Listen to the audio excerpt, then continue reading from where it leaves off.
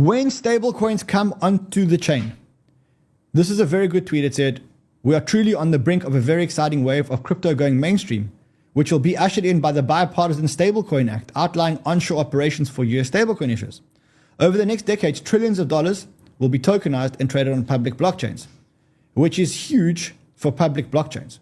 What are these stablecoins going to be doing on chain? So the US has told you, we're going to put billions and trillions of dollars on chain. What are people going to be doing with those things on chain? The first thing they're going to be doing is payments.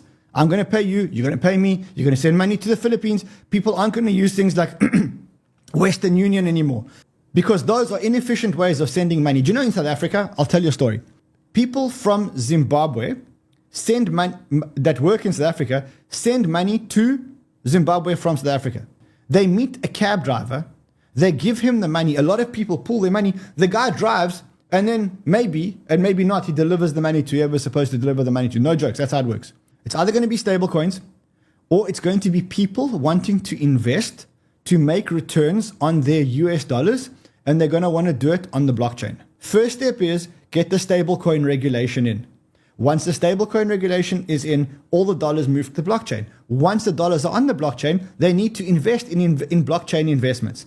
Those are called real-world asset investment on the blockchain. Larry Fink has been talking about it forever. He spoke about it again in Davos this last week before. As a huge believer of crypto and blockchain and tokenization, I want the SEC to rapidly approve the tokenization of bonds and stocks. The biggest play in blockchain, other than Bitcoin, for the next 10 years is going to be migrating real-world assets onto the chain, tokenizing real-world assets onto the chain. But I want to invest in the infrastructure that's going to allow people to do this. Number one, what you need to understand is that there are multiple ways to invest in real-world assets.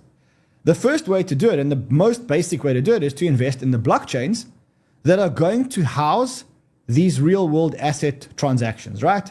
Because what you're going to get is you're going to get a bunch of specialized chains which focus only on real-world assets. These are the more compliant chains. These are the chains that the banks can use. These are chains that can be regionally compliant, right? And so then the chain should be worth about $1 trillion, okay? If prices spike like equities. Trade well, my friends.